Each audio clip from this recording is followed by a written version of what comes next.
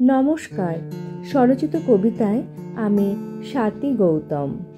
আমার আজকের নিবেদন খবর। ছেলে খুন করছে বাপ মাকে, মা খুন করছে মেয়েকে, বাপ খুন করছে খিদেকে।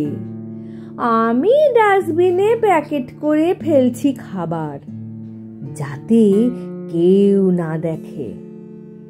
খেতে পারলো না তবু বানালো, প্রাণ বাঁচাতে দিল ঝাঁপ।